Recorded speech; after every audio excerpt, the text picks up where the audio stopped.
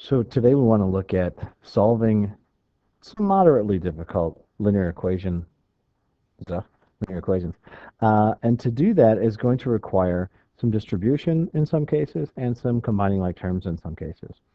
When I look at our problem we're given here today, -7 plus 3n plus 9n equals 29, the first thing that I'm thinking is that I want to combine like terms. So in looking for like terms, what I'm looking for are terms whose variable portions are exactly alike. Now in this case, I'm seeing immediately that I have a positive 3n and a positive 9n. Those are like terms because their variable portions, their letter portions, are exactly the same. They're both an n to the first power, so I can combine them. 3n plus 9n is 12n. I still have a -7 being added to that, and it's still equal to 29. Once I've combined like terms in this initial problem, I find myself right back to the same types of linear equation solving we've done since the beginning of the year. I'm asking myself, what's my ultimate goal? And in this case, it's to get n alone. Then I ask myself, what's happening to n? Well, there are two things happening to n. Somebody came along and tacked on a -7, and somebody else multiplied by 12. What's the easiest thing to undo? Well, undoing that -7 is pretty easy, and I can undo it by adding 7 to both sides of the equal sign in order to maintain balance.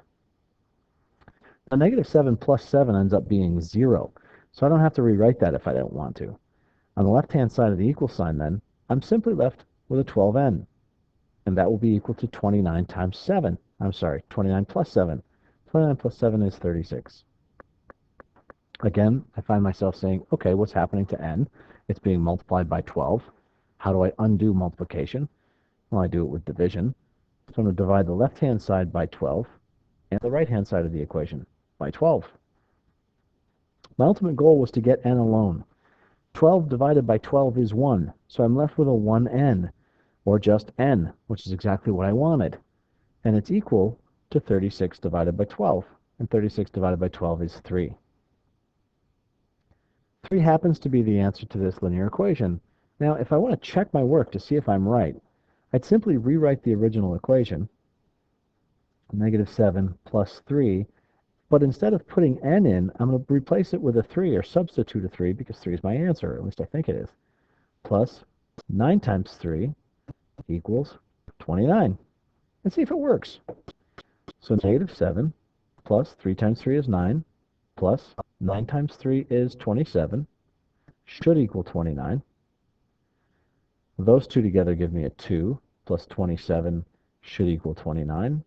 And 2 and 27 obviously is 29, so 29 equals 29. That answer checks.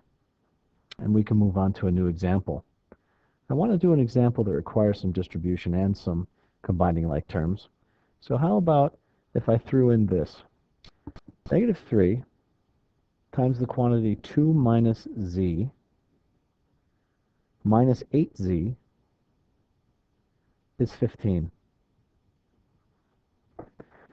I've said this before, but when I see those parentheses with a number in front of it, the problem is screaming at me to distribute that -3. And what that means is I want to take this -3 and multiply first by the 2, and then take the -3 and multiply by -z. Now, -3 times 2 is -6. -3 times -z is going to be a positive 3z. And then I bring down the minus 8z, and it equals 15. Once I've done the distribution, I still have work to do. I've got some combining like terms here. And when I'm combining like terms, I'm looking to combine those terms whose variable portions are exactly alike. In this case, I'm looking at a positive 3z and a negative 8z. Both terms have a z in them, raised to the first power, so their variable portions are exactly alike. When I combine 3z and negative 8z, I get a -5z. -6 comes down, and we're equal to 15. At this point in the problem, once again, I'm back to the same type of linear equation solving we've done since the beginning of the year. I ask myself, what's my ultimate goal? And it's to get z alone. Then I say, what's happening to z? Well, someone came along and tacked on a -6, and somebody else multiplied by -5. What's the easiest thing to undo? I think it's the minus 6.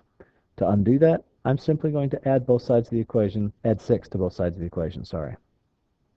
Negative 6 plus 6 is 0. And on the left-hand side of the equal sign, I'm left with a negative 5z. And that's equal to 15 plus 6, which is 21. I divide both sides by negative 5.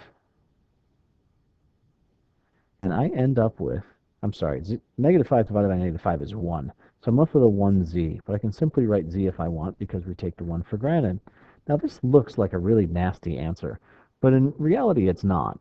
Fractions are not only perfectly acceptable answers, they're the types of answers I'm sorry, it's a format in which you want to leave your answer. Decimals, generally speaking, are not your friend.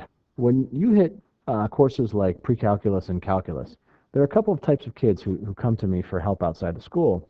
Some of those kids learn fractions early on and learn to embrace fractions, and they're doing just fine in pre-calculus and calculus.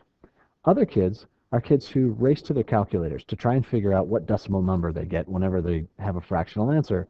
And those are the types of kids who really have trouble in pre-calculus and calculus.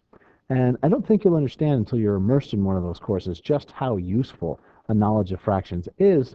So I'm just warning you ahead of time. Not that I'm thinking it'll do any good, but yeah, let's leave our answer as an improper fraction, z equals negative 21 over 5.